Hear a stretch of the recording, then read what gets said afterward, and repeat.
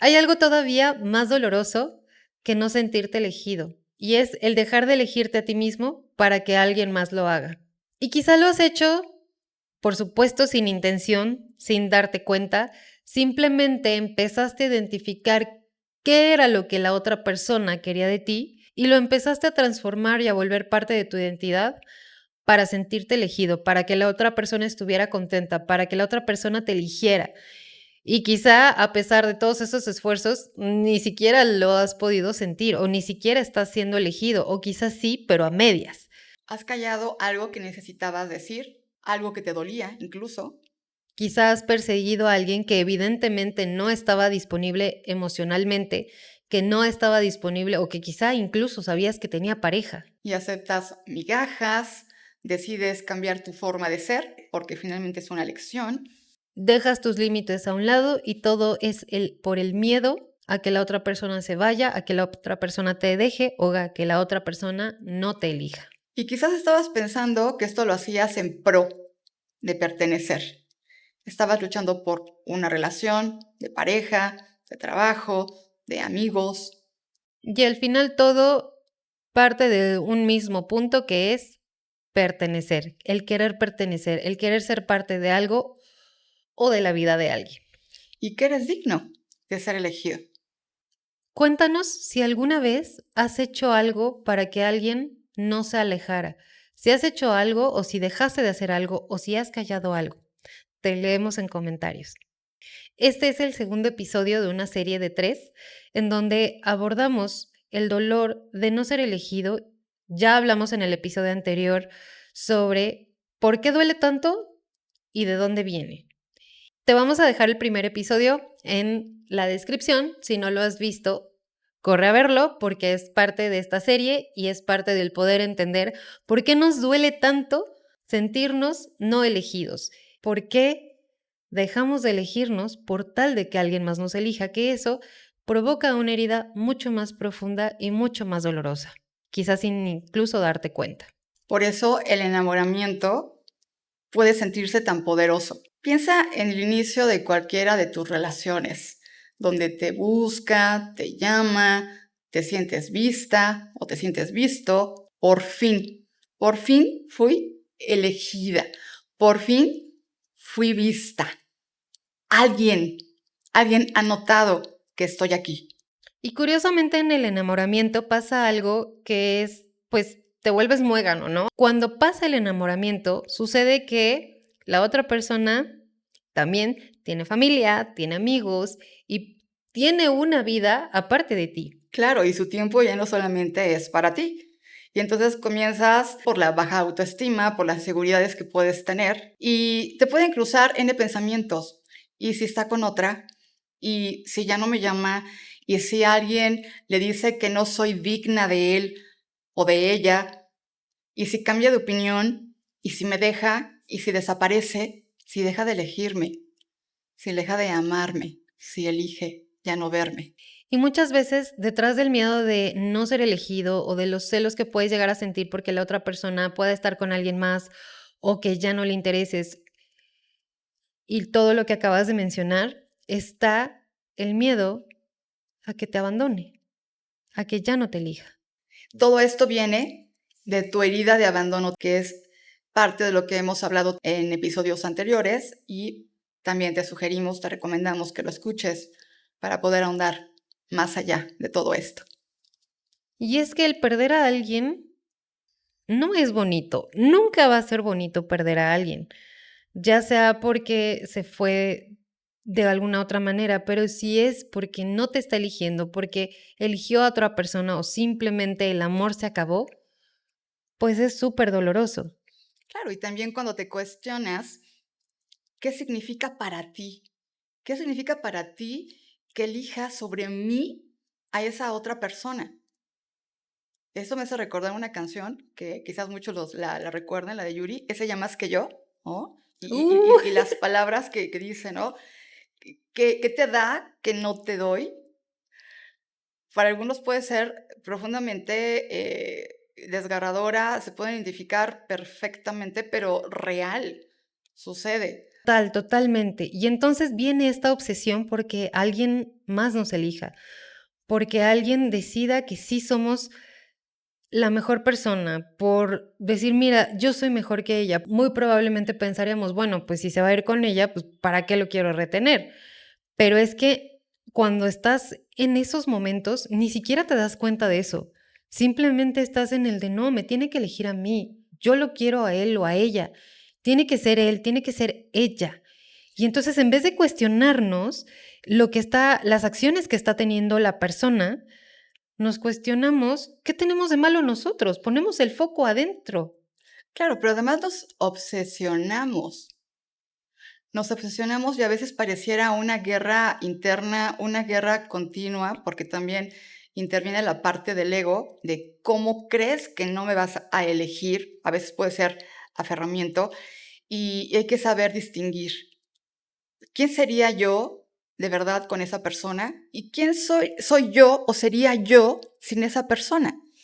Y empezando por, si yo no estuviera en esta situación, si no me hubiera enamorado, si supiera todo lo que sé, ¿realmente elegiría a esta persona? ¿Realmente la quiero?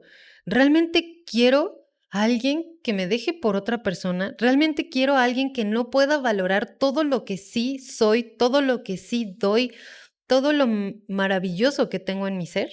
Claro, porque si esa persona jamás mostró interés en ti, realmente si lo hubiera mostrado estarías igual de interesada.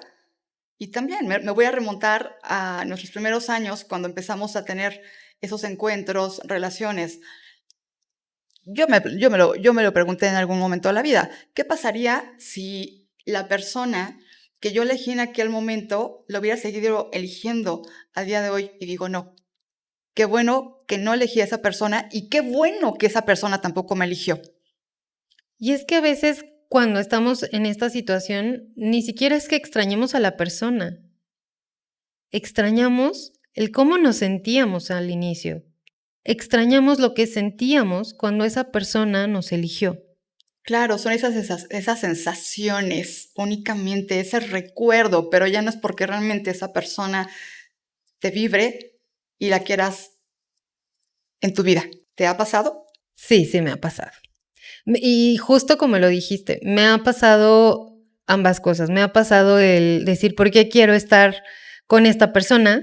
O sea, si no es, muy probablemente yo supiera todo esto, probablemente no la volvería a elegir. Y me ha pasado también el decir, qué afortunada soy, porque no me quedé ahí. Sí, sin duda. Nos gustaría también leerlos en comentarios si les ha llegado a suceder algo muy similar. Ahora queremos que piensen, ¿cuántas veces insistimos en que alguien nos elija cuando ni siquiera nos gusta cómo nos trata? O insistimos en pertenecer a un grupo en el que ni siquiera nos hace sentido, ya no queremos estar ahí, ya no nos sentimos bien. ¿Cuántas veces cambiamos nuestra forma de hablar, nuestra actitud, incluso nuestros límites o no decimos lo que pensamos por miedo a que no nos acepten? Y más allá de eso, también cambiamos nuestros hábitos, nuestros planes, nuestra vida, con tal de adaptarnos a lo que creemos es un requisito para poder pertenecer a un grupo o a una relación. Y es justo ese el momento en el que empiezas a perderte, el no decir que algo te molesta cuando en realidad sí te molesta. El no poder decirlo quiere decir que ni siquiera estás en la confianza total y absoluta de poder expresar tus ideas, tus pensamientos, tu sentir. Y entonces tú solito, tú solita empiezas a minimizarte, empiezas a decir, no es tan importante, fue algo que no tiene por qué molestarme, no tengo por qué ponerle atención. Y ojo, o sea, digo, no es que le pongas atención y tengas pensamientos rumiantes, pero sí es importante que identifiques que ni siquiera estás pudiendo expresar algo que sí te molestó y lo estás dejando pasar y no estás pudiendo ni siquiera poner un límite. Claro, porque te desvalorizas a tal grado que comienzas a aceptar migajas, lo que me des está bien, lo que me des es bueno, lo recibo, y también comienzas a callarte lo que piensas, lo que sientes, con tal de no incomodar. dentro de todo lo que hemos mencionado y cada una de estas acciones y comportamientos que podemos llegar a tener, nos van desfragmentando como seres humanos y nuestra esencia se va perdiendo. Y aquí de nuevo, quizá el problema no empezó cuando esa persona dejó de elegirte, sino cuando tú decidiste dejar de elegirte. ¿Cuándo lo decidiste?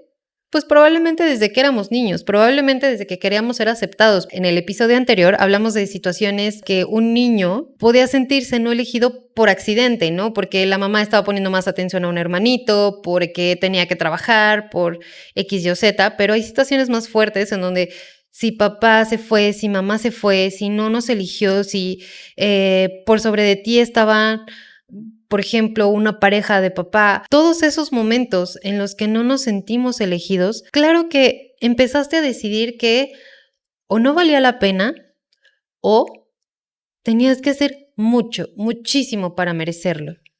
Y es ahí cuando te empiezas a abandonar. Sí, perfectamente. Y además, siempre hay señales dentro de cualquier relación en donde comienzan esos focos ámbar y luego los rojos, en donde claramente están esas señales de que la persona ya no quiere estar, y está bien, porque no todo el tiempo vamos a ser elegidos. Y lo más doloroso es cuando hablamos también del amor, cómo lo percibimos, cómo nos sentimos. Y yo creo que el ser humano siempre está buscando ser el favorito. Claro que buscas una familia porque sabes que cuando tienes una familia, pues vas a ser el favorito o la favorita de tu pareja. Y claro que cuando tienes un hijo o una hija, pues es el momento en el que sabes que va a haber un periodo en su vida que claro que vas a ser su persona favorita y no hay sensación que pueda superar ese momento o ese amor o ese sentirte elegido. Claro que va a ser momentáneo porque los hijos son prestados, pero creo que el ser humano por eso buscamos nuestra propia familia, por eso buscamos construir estos vínculos. En sí puede sucedernos en muchos otros lugares como en el trabajo, como en la familia, como si sentimos que hay un hermano favorito. Puede aparecer prácticamente en cualquier lugar en donde exista una comparación. Sin duda, nos vamos comparando en cualquier escenario de nuestra vida cuando evidentemente queremos algo y alguien más lo obtiene.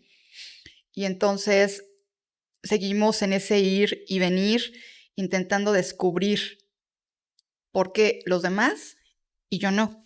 Y quizá nadie te dijo expresamente que no eras bueno o que no eras suficiente, pero tú te empezaste a contar esa historia. Empezaste a decirte, no me eligieron porque no soy tan bueno, no me eligieron porque no soy tan inteligente, ella o él es más inteligente. Porque él o ella tiene más talento y sin darnos cuenta seguimos conviviendo en una relación en la que lo que predomina es el juicio sobre nosotros y sobre las situaciones por no ser el mejor y no ser elegido. Que no todas las elecciones son un concurso.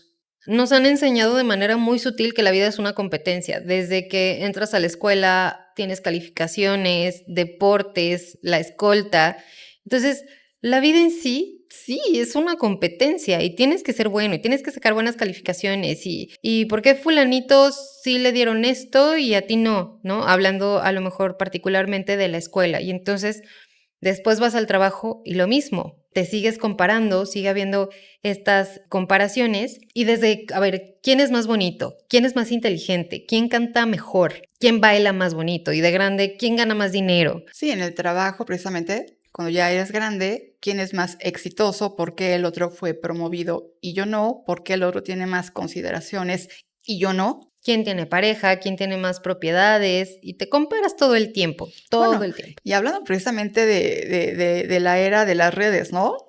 ¿Quién tiene más seguidores? ¿Quién tiene más suscriptores? Vivimos en un ranking, ¿no? Y aquí es importante pensar, tú tampoco eliges a todo el mundo.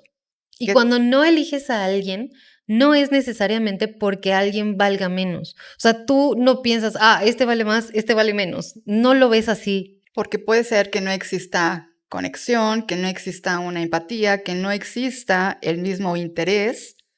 Incluso hasta la química, ¿no? Hay veces que por mucho que alguien, no sé, te simpatice, ¿no? Puede ser que la química ni siquiera esté cooperando porque existe. Y esa persona sigue siendo absolutamente valiosa, no vale menos porque no la elegiste.